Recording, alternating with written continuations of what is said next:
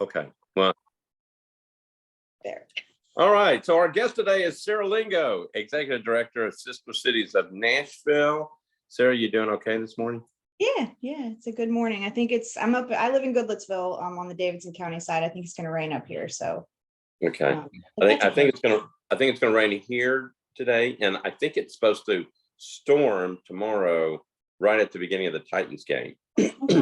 So that'll be great. So lightning and thunder and whatever. So anyway, that's tomorrow. I do know that Councilmember John Rutherford is on this morning, and our county clerk Brenda Wynn is on this morning. Good morning, all of you. I hope everybody's doing well. Again, I know it didn't get picked up at first, but it's an overcast day today, Saturday in Nashville. A lot has happened since our discussion last week. We had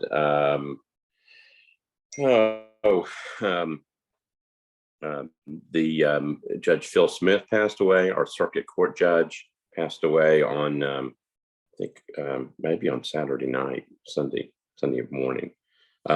Phil Smith, circuit court judge, one of the nicest people you'd ever meet. He was a very, very good person. A very strong judge, did a lot of family work and adoptions, and I know he was very, very proud of that. I went by the visitation on Wednesday, and he must have known all kinds of people. He just so well liked and loved in Nashville, and as I've said before, we're going to miss him both on the bench and in the city. And then obviously Queen Elizabeth passed away, and that obviously has some impact on what we're going to talk about today, because Sarah is in charge of our sister cities. So Sarah, we've got a couple of minutes before we actually just start talking, but obviously you've set up in a place where there's a lot of interesting art behind your head. Yeah. So what is that? What is that? So, well, as you can tell, I love bright colors. So our whole house is very bright, kind of like a Mexican restaurant, because I'm always really happy in Mexican restaurants. So we painted our house to look like one. Lots of peaches and turquoises. But behind me, because I know you do this every time, and this links to my sister city story. So this is a photograph that I took when I served in the Peace Corps, and this is at a beach in Thailand. And so these are novice monks, which are children.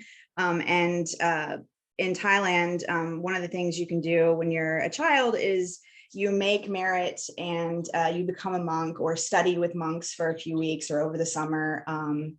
One thing I found out that was a cultural surprise to me is a lot of people only become monks for a few weeks. It's not a lifetime commitment. It's something you do to show your respect to your parents, to your family, to the greater world and greater beings. Most of Thailand, they practice Buddhism. So I thought when I moved to Thailand and joined the Peace Corps, I thought being a monk was, and some people do it for life, but it's not necessarily a lifetime commitment. So when I was on a vacation, a work trip, they call it a Dunan, so it's like a work field trip, but it's also a vacation, because I worked out of the mayor's office in my village. We were on the beach as part of the fun part of our trip, and all these kids dressed as monks come running, and so it was just a beautiful cultural thing for me. And my husband took this photo and kind of made it look more artsy, and then we printed it big. So that hangs in my house, and just a nice reminder of my time in Thailand.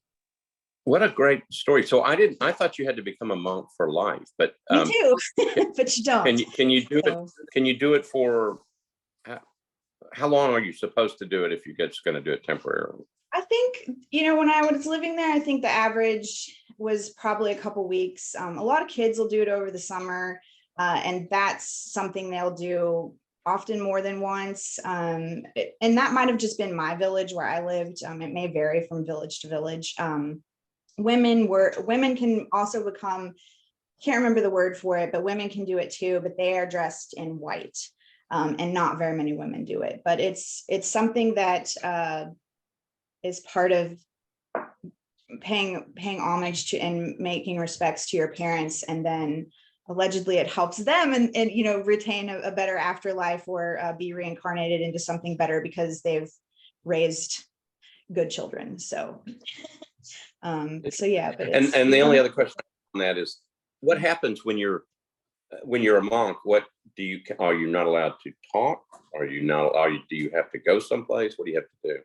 Go to the beach? Well, I don't know a lot about it because I'm a woman, and I wasn't privy to a lot of it, but they do stay at the mosque, at the temples, in the villages, and you fast throughout the day. So in the morning, every morning, the monks will walk through the streets and the village will feed them. And so they have, it's a little bit like Ramadan, I guess, in a way. If some folks are familiar with that, you fast all day and then you eat the first thing in the morning and then at night. But they just have a lot of different duties at the temple. At the word for temple is Wat, W-A-T, phonetically spelled. Cleaning, taking part in the worship services. I didn't do a lot with the religious side of the community, not because I didn't want to, but it just, I don't know, it didn't really happen. But there's a lot of festivals. They take part in that, lots of community service. And then they can talk, you can take a vow of silence. But I mean, when I would bike by the Wat on my way to the office every day, and they would all yell and wave and so, my name in Thailand was Salah. It's easier to say.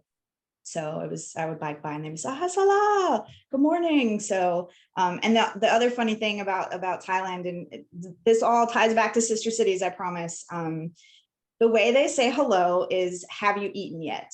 And that was so confusing for me when I first moved there. I was like, why does everyone think I'm so hungry? I don't understand.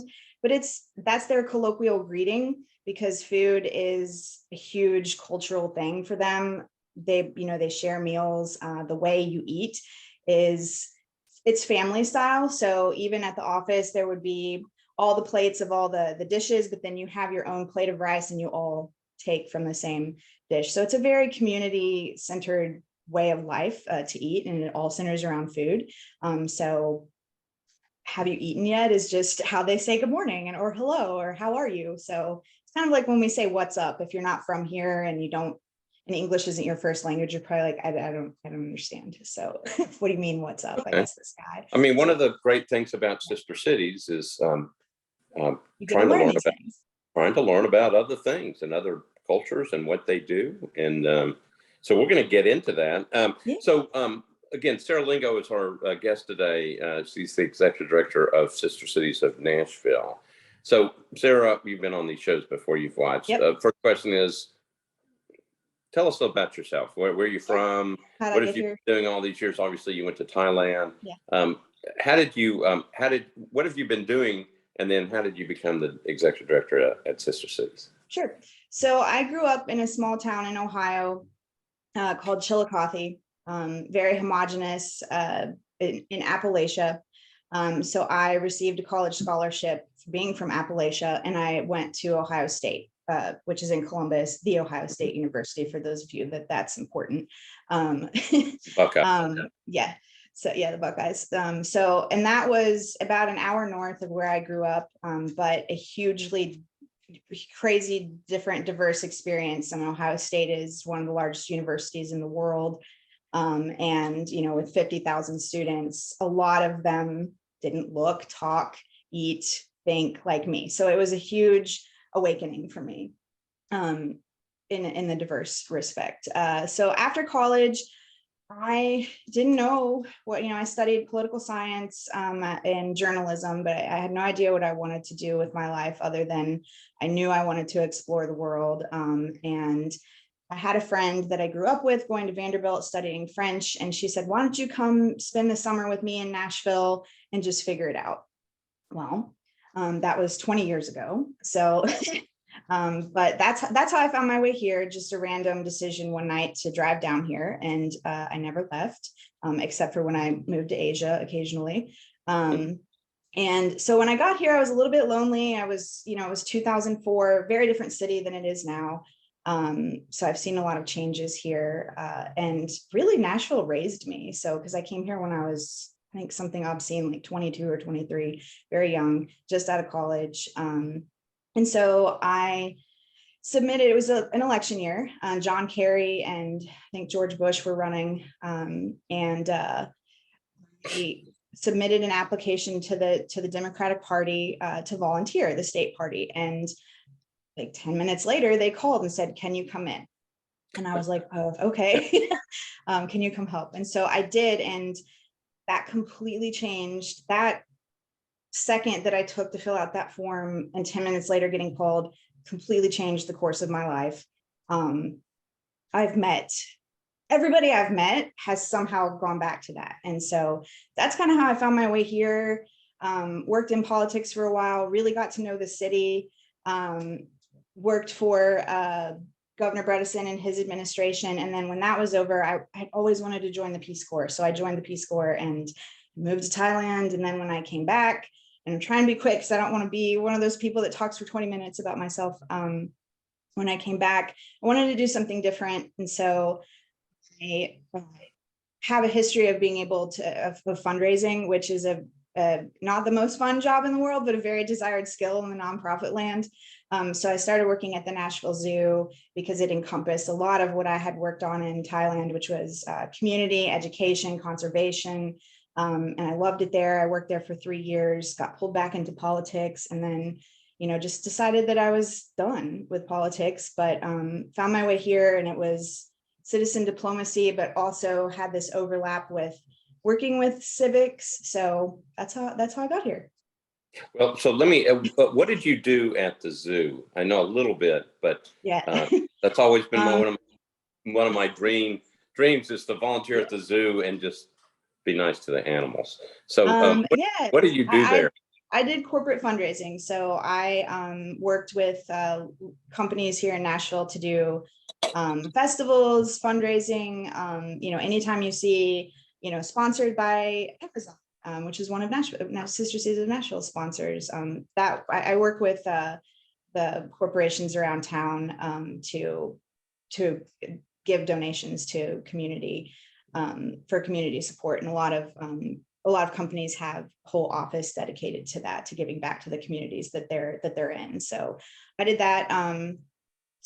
A little bit of cuddling baby leopards that happened occasionally. The perks of working at the zoo. It's a great organization. I still volunteer there. I still have a lot of friends that work there. So I know a lot of you on this call support the zoo. So thank you for that. It's a gem of Nashville for sure. I hated leaving. So without hurting anybody's feelings, including Councilmember John Rutherford or County Clerk Brenda Wynn, what's your most favorite animal out there, and why? My favorite animal is, I have a really big soft spot for rhinos. They're just big and clumsy and weird, and they're mostly blind, so they just kind of stumble through life. I don't know. They're just cool. And I got to touch one when I was at the zoo, and that was it for me. Like, that was one of my life dreams. So I got to brush it with a giant, the brushes that you would use to push water. That's how they like to be scratched with those. So, and I think the zoo, they may have done it already, but they were trying to change some of the laws about people interacting with wild animals. So you too can have that experience with a rhino safely. So, yeah. So if you don't know, I do like giraffes too. So. Yeah. If you don't know, there are backstage tours that you can do. Because I bought my wife one, and we did the flamingos. So we got to walk around with the flamingos and walk back to where they stay, and we got to feed them, and we got to hang around with them. It's such a great tool to be able to, and we do this at Sister Cities too. We don't have leopard cubs. But we do have, interactive experiences where you can connect. But it's a great tool to be able, when you can connect with an animal, you want to try to save it, right? You think about its habitat, you think about all the stuff that goes into what makes it thrive. And so it's a great tool for the community to be able to participate and really have personal connections. Well, so you've got all kinds of different experiences as you've led into I've done a being, lot. yeah, at Sister City. So tell me about Sister Cities. Tell me about, you know, we have 9 sister cities. Just tell me about the organization, how it kind of works. Sure. So Sister Cities of Nashville started in 1990. It is a chapter of Sister Cities International, which started in 1956. President Eisenhower started it as a way to bring the world back together after World War II. It was, I wasn't alive there, but I can't imagine how divisive it was and scary it was after that war. And there was a lot of needing to build communities back and build connections back.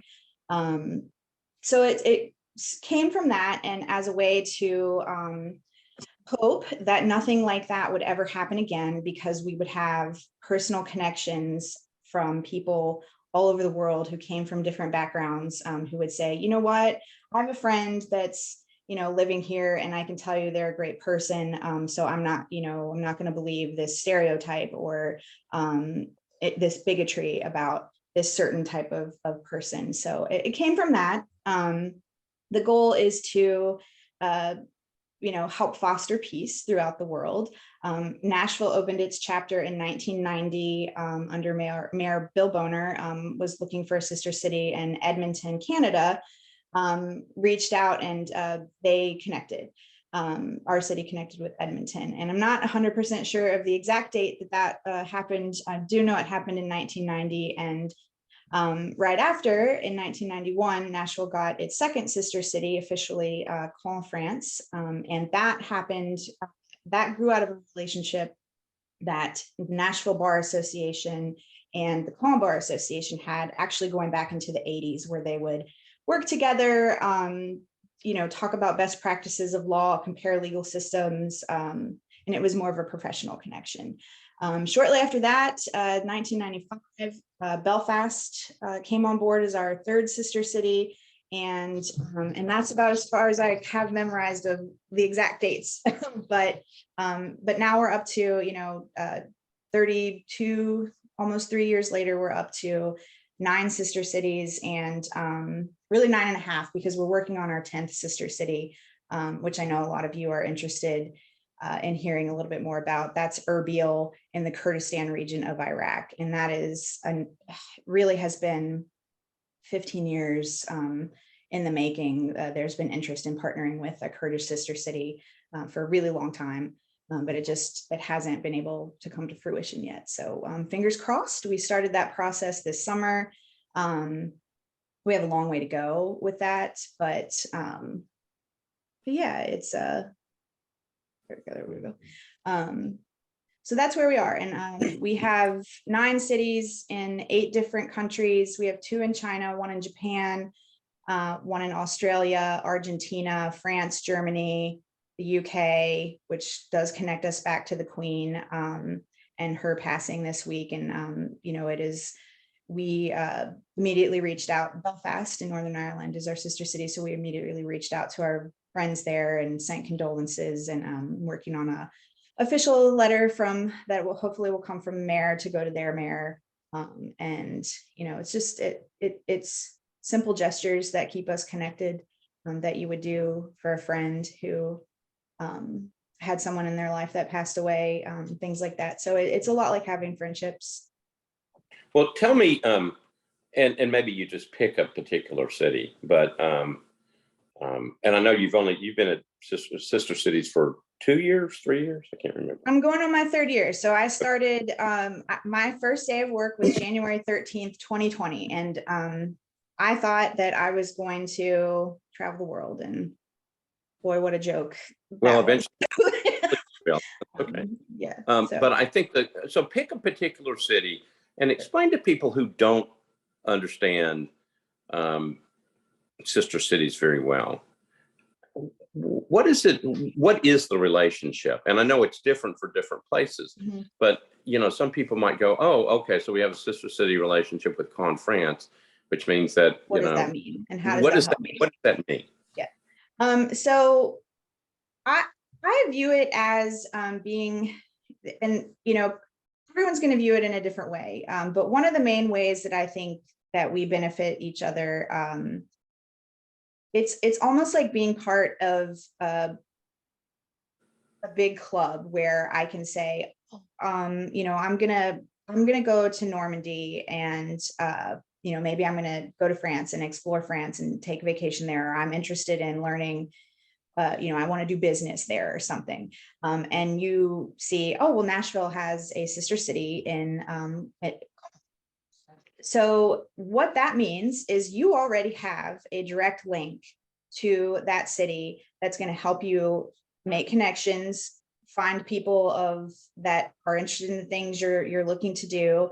For example, this week I had a dancer reach out to me and say, I'm going to Germany. I'd really like to explore some partnerships and places to perform, community events to be involved in, and can you help me? I saw we had a sister city in Germany. And so it's just this already built-in networking that you can reach out to, and it's the trust is already there. So I can say, hey, I have this artist from Nashville that's interested in doing this program. Can you help me connect her with some people?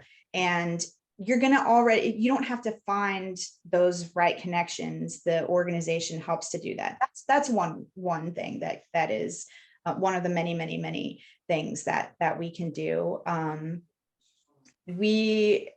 One of the programs that we've been doing over the pandemic that I think is extremely beneficial, we've been pairing one-on-one students here in Nashville with students in our sister cities to practice foreign language. So, the best way to learn a foreign language is to speak with a native speaker and practice with a native speaker. Again, we already have a great way to do that because we have trusted partners. I'll use Mendoza for an example. We have a really great relationship with the school in Mendoza. So I know when our counterpart Valentina connects a student here in Nashville with a student in Mendoza, it's safe. They're actually gonna follow through with what we've asked to do, and it's hopefully going to create a lifelong friendship. So there's a lot of different ways that we can utilize our sister city relationships to enhance and better our lives here. Those are. Once you and I was going to say that I do that same thing with the people of Belfast, and they can't understand me because my English is different. Yeah, I sometimes I can't understand them either, and yeah, when they start talking really fast. When they talk fast. Yeah. So tell me about, besides learning languages. I know that in the past we've tried older kids, and just having conversations between like high school students in Belfast and high school students here.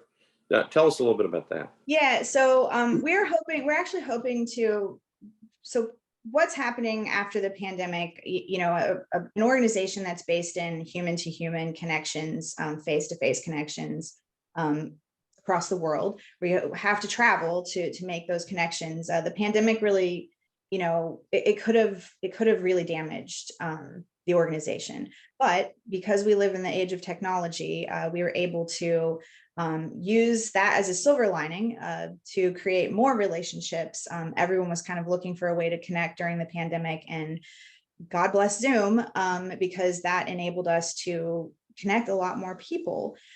So one of the programs, and there was a lot of different stuff going on during the pandemic from 2020 to now, a lot around diversity, and there were, the George Floyd things and things that happened that summer that were really painful for our country to go through. Belfast has had a lot of a very painful history with that as well. People not getting along for certain reasons, just, diversity conflicts. And we did a program with students here in Nashville. We worked with the Oasis Center, and we connected with the Belfast, they have a student council that serves on City Hall as representatives, and they connected, and they had a panel. They would get together weekly and talk about, what does diversity mean to me? In the US, or at least when I think about diversity, I probably think more about skin color, heritage, ethnicity, more as that's my definition of what is diversity. But when you go to Belfast, totally different. So it's more religion based, Protestant, Catholic, and then there's the side where it's the loyalists versus those who want to be part of the Republic of Ireland. So it's political diversity as well. So, and we have a lot more of that here now today, but it was really interesting to let the kids just talk about what diversity means to them here, and then learn about what diversity means to someone who grew up in a different environment. And I think it made them realize that, diversity might be a concept that we've come up with, that might not necessarily be, we may need to just say like, oh, I'm going to look past that, because that's just my definition. So I'm not really sure that diversity means just because you're a different color or a different religion, that you're really all that different from me. Well, so I was a part of the, excuse me, I was a part of one of those conversations when I was in Belfast with some high school students in Belfast. That was done through Oasis Center, and then some high school students at Overton High School in Nashville. Mm-hmm. And I had to leave after about an hour, but what I heard was that they were just getting started. Yeah. And they talked for like 3 hours. Yeah, it was, it's definitely, I think it surprised us at how much of an outlet it was for kids who are trying to process, these huge events that are happening in both of our nations. And being able to talk to somebody at a peer level who might have a completely different view, but it was really incredible to watch them have respectful conversations with each other and just learn. It was really great. So, well, what I was amazed about, what I heard was that and this is what I think is one of the learning experiences and one of the main purposes of this whole program. The teenagers in Belfast were amazed that we needed to have police protection at our schools. Yeah. And yeah, I got those questions when I was there too. Yeah. And you think back about, so Belfast went through, this period of their troubles where it was dangerous and there were things going on. And so you now have kids in Belfast being amazed that we have to have protection at our schools. Yeah. Who would have thought? Well, so there's a lot of interactions with young people and teens. Talk about the trips. So, sure. And what are the purposes, I guess, how are they planned? What are these trips and how can people go? Yeah. So, I have finally gotten to experience a trip, my third year here. I finally got to travel to one of our sister cities. I went to Mendoza this past spring, and with 27 other adults from Nashville. And it was, I had heard about it. We went during the wine harvest, which is called Vendimia. And I'd heard about this trip, all throughout my first 2 years of, oh my God, it's incredible. You're going to love it. It's life-changing. It's this amazing trip. And I was like, well, what is it? And it's like, it's great. It's wonderful. You're going to love it. And I was like, okay, but what is it? What is it? What happens? So I went, and I can tell you, it was great. It was wonderful. And I freaking loved it. But it was an opportunity to go to, I've not traveled much to that was my first time in South America, actually. Most of my travels have been in Asia or Africa. I was nervous to go. I wasn't sure. I don't speak Spanish. I wasn't sure what to expect. But it was a safe way for me to travel that enabled me to have an immersive experience where I connected and interacted with locals that did the same, did the same kind of work that I do, very involved in their community. We ended up having an evening with the mayor that was planned for us to go to City Hall and meet with the mayor. And they did a tango, demonstration. It was incredible. We just, hung out with city officials and learned about their city. But the really cool part of that was we went to Mendoza the week that Russia invaded Ukraine. And so all across the world, organizations and countries and cities and communities were connecting over this atrocity. And we were invited to take part the same night Nashville had a candlelight vigil for the people of Ukraine. Mendoza had one too. And so we were connected, these three very different communities were connected, all praying for peace. So it was a really touching moment to just be so connected, even though we were all literally worlds apart.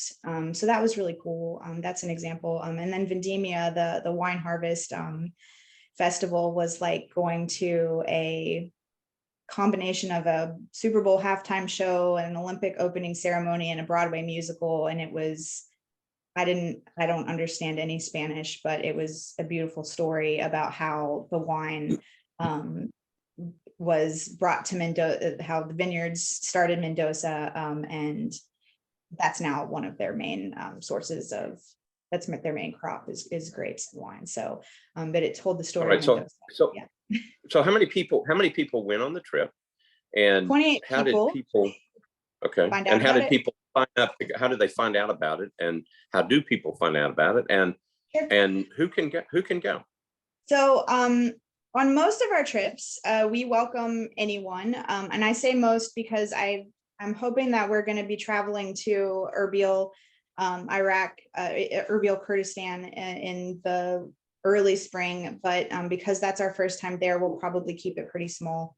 But any other time, we welcome anyone to join our trips. We try to make it very affordable. For example, I'm leaving on Tuesday to go to Caen, France, and Magdeburg, but we're staying with host families, so that cuts down on the cost. So it is an affordable way to travel. It's also a very immersive experience. You get if you want to, stay with a family, and I don't think it matters if you know the language, because you figure out how to communicate, and it's fun, and it's embarrassing, and it's great. Sometimes it's very embarrassing, but getting signed up for our newsletter is the best way to stay in touch. I am a one-man show for the most part. I'm the only full-time employee. I have a director of student exchanges, and then I have a board of 43 people who really do all the magic behind the scenes and make things happen. So getting involved and just signing up for our newsletter, you're going to get to know when our trips are going, how to sign up for them, and how much they're going to cost. So, because we do ask that everyone pays their own way to get there. And then we try to do host families when possible, to cut down on the cost. And then typically, another great thing about sister cities is usually when we visit somewhere, the city that we're going to helps us with transportation. They set up meetings and activities, and it's all included in the price of going, or our sister city covers it. Well, so I went, and Councilmember Berkeley Allen is also on this call now, and she's been on for a little while. I know she's heavily involved with Magdeburg, and yeah. I think she's been to other places as well. So I went to Belfast just because they needed an elected official to go, and they didn't have one. And what I was trying to figure out was, at the time, it was like, why, what is this? And I think I was really busy before I went on the trip. so I didn't really know, I didn't really understand what it all meant. And I got over there, and then all of a sudden, I realized what it meant. It's a very strong connection between our city and the city we're visiting. There was a lot of programming going on. I remember there was a legal programming going on, and then there was kind of an education piece. But in the end, it was more of an interaction between people, representatives of Nashville and representatives of Belfast. And we ended up having a dinner at City Hall, where there was a lot of talking back and forth and a lot of understanding about how we connect. And then there was also this economic development piece. So maybe explain, besides just, all cities are different, but besides just going down there and having watching all these great celebrations, there's also this people to people contact became so important and relevant. Well, I think the magic part of it is you can go and visit anywhere, right? Like you can go, if you have the means to travel, you can go anywhere and see it. But I think the magic of Sister Cities is you are part of it. And so you get this behind the scenes look at how another city functions. It's almost like it's almost like when, for a lot of us on this call, we're so involved in the city, and we know all of the people that are doing things in our city and the little idiosyncrasies of what's going on in different neighborhoods. And you get that when you travel with Sister Cities, because you make these connections with people who you would never meet otherwise. You're never gonna.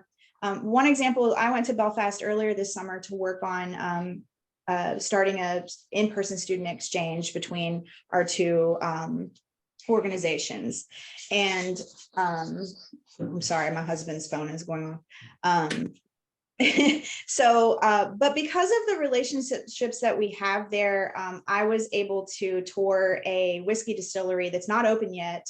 But there's a relationship between Belmont University and this individual who, which is such a great story. He was a bus driver in Belfast, won the lottery, won millions of not dollars, but millions, and invested it back into the pounds. I was like, is it euros or pounds? I can't remember.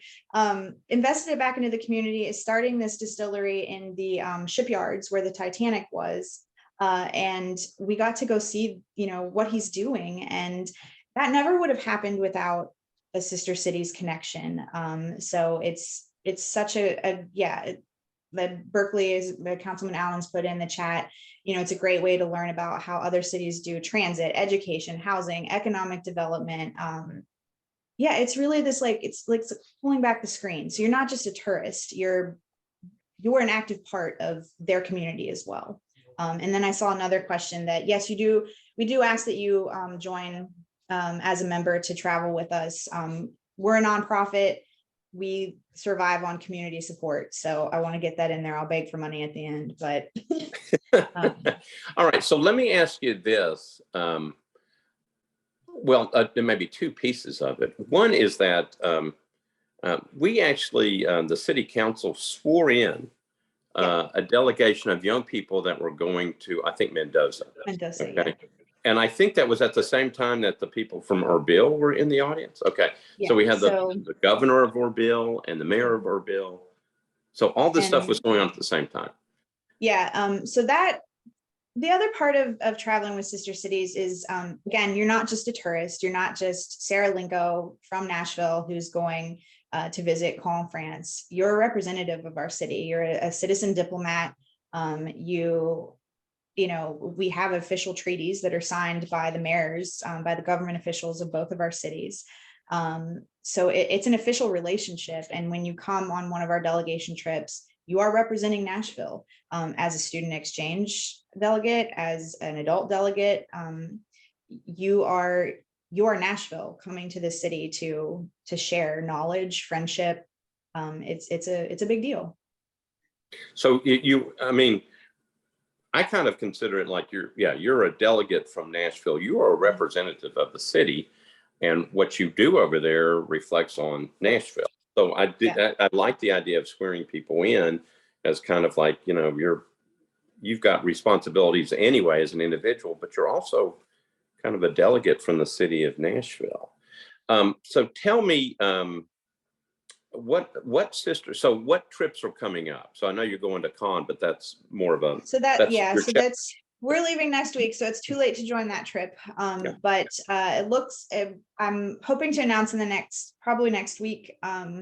We will have another trip going to Mendoza. So I have to get a little bit of stuff in place for that. But we expect to be able to take a group of 15 adults to Mendoza, Argentina for that trip. It's a week long. Again, it's over their wine harvest festival. So there's a lot of cultural. If you love wine, it's a really great trip. If you don't like wine, it's also a really great trip. But yeah, it's really fun. And I'm hoping that we'll be putting an official delegation to visit Erbil. That's different than Mendoza, again, because the intention is to figure out how we can partner. We're in the process of figuring out why should our two cities officially connect. In spring, I'm hoping that, so next year, 2023 is our 20th anniversary with Magdeburg, Germany. We are hoping that a delegation will come in the spring, probably May. And then we're hoping that a delegation from Mendoza will come.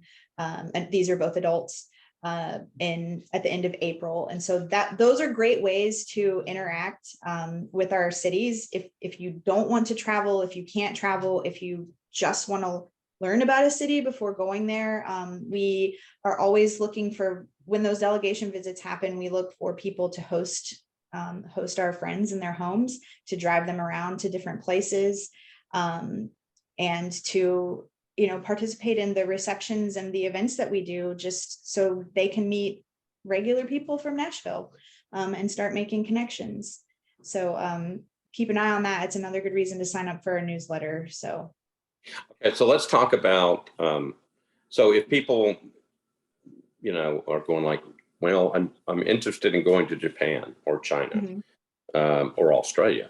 We have sister cities there. Yep. When are possibilities for those trips? And particularly with maybe an emphasis on, because relationships between the country of China and the United States are a little, on a little bit of rocky ground. they're a little right now. Yeah, and we also How do we had a keep up those? question. Yeah, go ahead. And this ties back to a question I saw come through, and a question I've been getting a lot lately. And I think it's important. And this is happening with Ukraine and Russia. Sister Cities International put out a statement when all of that started happening, that severing these citizen diplomat ties right now is the worst thing to do. Cutting off ties between a city, you've been in a lot of Sister Cities chapters and cities in the US, the reaction to show how upset everyone is about this is to cut Sister Cities ties with Russian sister cities. And some of those relationships are decades long. But Sister Cities International is saying that's the wrong thing to do, because when we cut off the communication, it's just going to get worse. And in a lot of instances, that's the only communication that's going on. So not just the diplomatic level, but at the citizen level of these friendships. And you and I both know that you can't classify a person solely based on the country they live in. I think all Americans have felt that very strongly. We're all different. We have different views, and our country is going through that right now. I don't want to be identified necessarily with what one certain political party believes, for example. But well, let me ask you. Yeah. Let me ask you about okay. So we don't have a sister cities in Russia, but and I know a question came in over the week about Ukraine. Let's do China first. Yep. So I don't know when we're going to be able to visit China. A lot of that's the desire is there. The invitations are there. It's just, when is it going to be that we can freely and easily go there? Chengdu is our newest sister city. We signed that treaty in 2020. And just this earlier this month, it went on lockdown for COVID again. I mean, that's 21 million people. It's a small city of about 20 million people. I'm just a little burg. But it's on lockdown, and it's just not safe because of, I don't want anyone to get trapped when they're traveling. I know you always take risks when you travel internationally, but one of the things that we do, especially with student exchanges, is mitigating those risks on the front end, and not sending a group to a place where they could get stuck somewhere. So I don't know is the question for China. I hope soon, and the desire to connect is there. And we continuously trade messages of, as soon as we can visit, we want to. Japan is a little bit the same. It's difficult to go to Japan right now as a tourist. I think Denver they're trying to work on a trip this fall.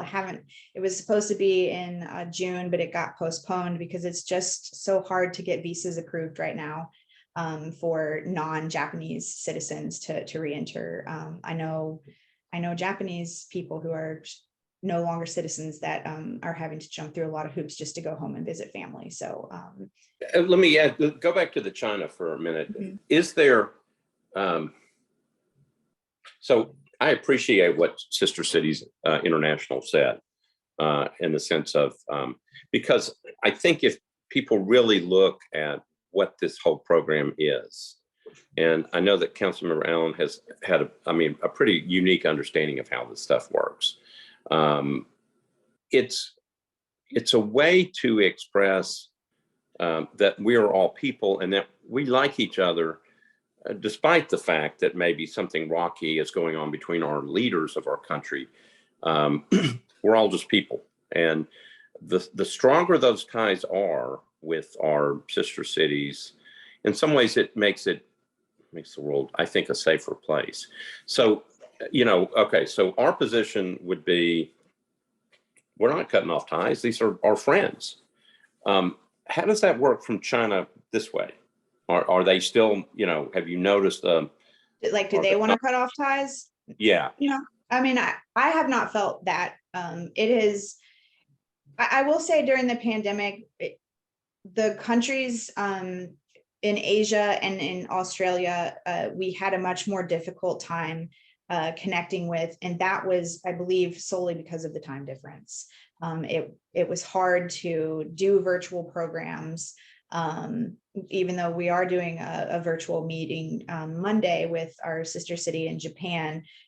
It'll be 6 p.m. here in Nashville, but 8 a.m. there on a weekday. So there's a challenge logistically that has just been harder with our other side of the world sister cities. I think Mendoza was, we maintained a really strong relationship with them because they're 2 hours ahead of us. So it was not as challenging to connect in that way. But no, I have not felt that there is any desire to cut ties from any of our sister cities at all, even throughout the pandemic. But again, some were a little quieter, but everybody shifted priorities during that time. So, well, I think in some ways it may be that in a divisive world, these relationships should get stronger. Yeah. So there is a desire to connect through the arts. That is probably where I feel the strongest, especially with our relationship with Taiyuan China.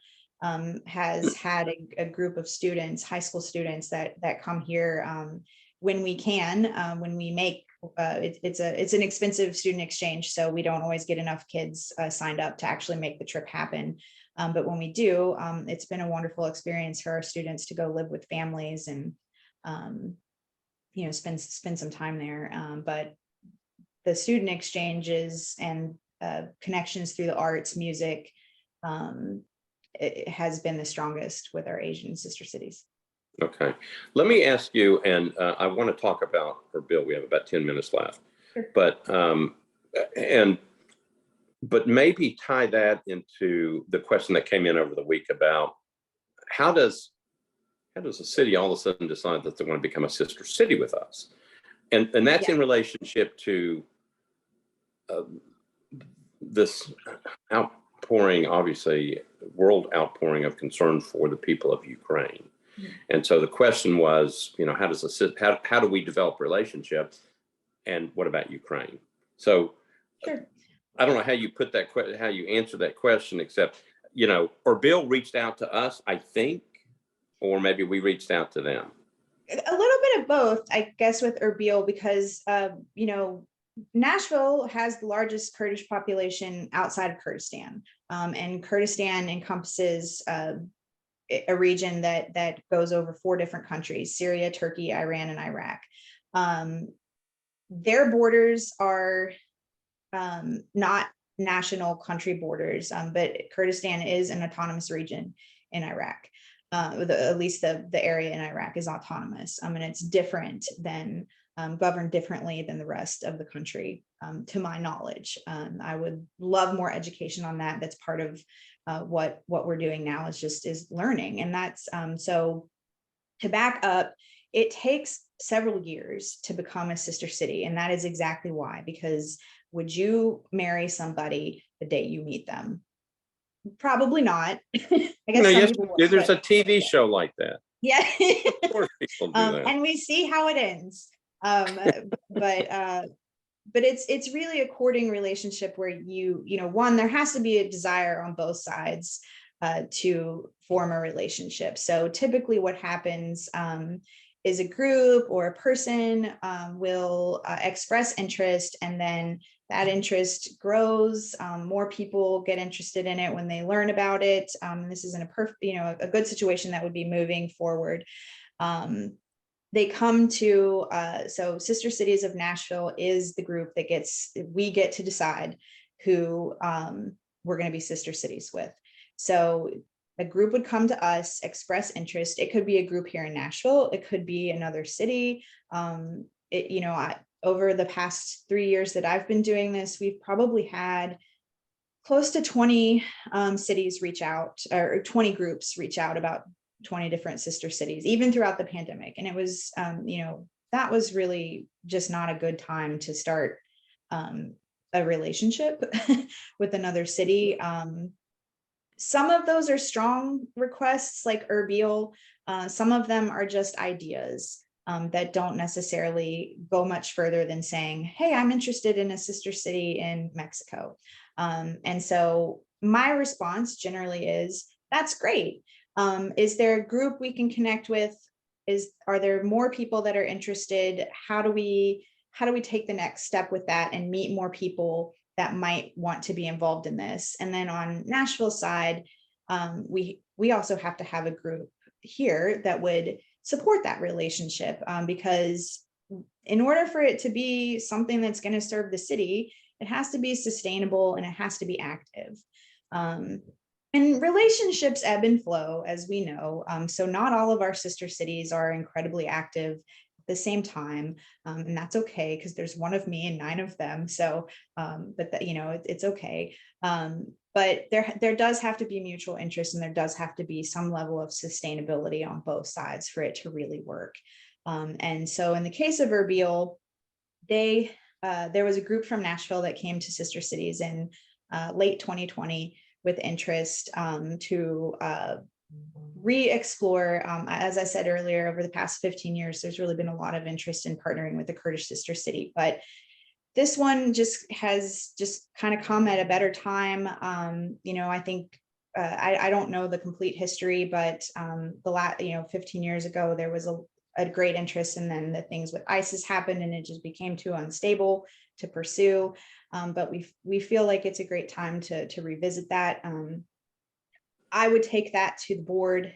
The board would mull over it, talk about it, if search for interest within our community for that relationship, and then the board has to vote on whether or not to move forward with exploring that relationship, or to say we don't have the resources, time, or interest, and we don't feel there's the interest or sustainability, so we're not going to pursue this relationship.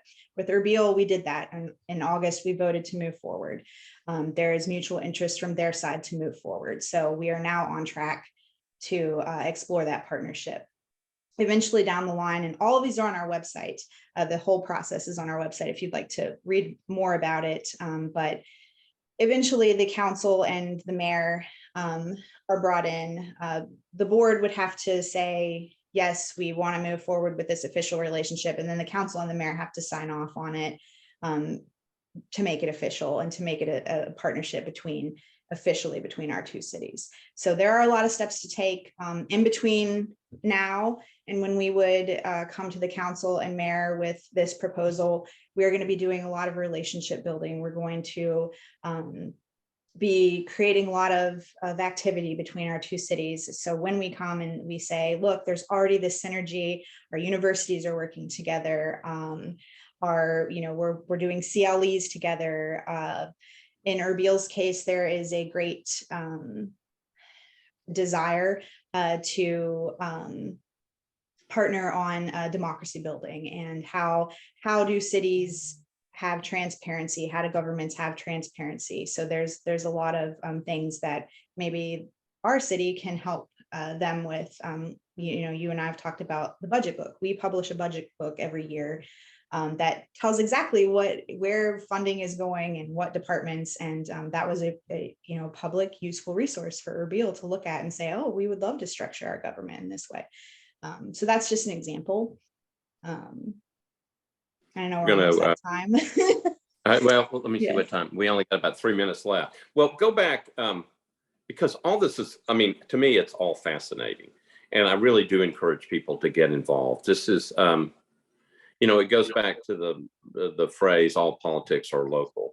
And it really is, because, our countries could be, our leadership could be mad at each other. We could be, there could be rocky relationship. But in the end, we can get along with other cities because they want to get along with us. And it makes for, in a much smaller world these days, but in a sometimes a troubling situation in the world, it makes for really good, it makes people feel better to know that they have friends in different places. Yeah. So the last question would be Ukraine. So one of the questions was, okay, how do we develop relationship? And has there been anything from a national level or from the national organization to say, Ukraine does have sister cities? I don't know if they do or not, but maybe we should be. Okay. There's a lot. Yes, there are a lot of Ukrainian cities that have sister cities all over the world. In fact, Magdeburg, Germany, which is our sister city, has a sister city in Ukraine. Things that are happening with that, and hopefully one of the things that I can link Nashville to and help with when we go there next week, they are Magdeburg is taking in an influx of refugees from Ukraine, and their city is stepping up to, integrate these people into the community, support them while they're there. I don't know if they want to go back to Ukraine after this is over, if they will indeed stay in Magdeburg. I don't know that yet. But refugee resettlement is something I think our two cities could really partner on and talk about. How do we do this? We took Nashville I think it was last year, took a lot of Afghani refugees, and we may still be doing that. I don't know. And again, we've resettled a lot of Kurdish refugees after the Gulf War. So we have already done a lot of that. I'm sure that there are things we could do better. I'm sure that Magdeburg can learn from us and vice versa. So that's a way we're already connected to what's happening in Ukraine. To start a sister city relationship with Ukraine right now, I'm really not sure there would be a desire on their side, just because they have a lot on their plate right now. So I'm not sure that it would be the appropriate time to find a city and explore that relationship. But if we were to get a population of Ukrainian refugees from a certain city down the road, that's a great place to start, because there's already a connection there. So I could talk forever about this, and I know we're out of time. So we're out of time. So I'm going to give you, it's like right at 11. I'm going to give you 1 minute to tell people who are going to watch or watching now, get involved. If you want to donate, events to attend for sister cities, you're on. Okay, visit our website. You can sign up, email me, Sarah, SARAH at scnashville.org. I'm if you click the little envelope at the bottom of our webpage, that goes right to me.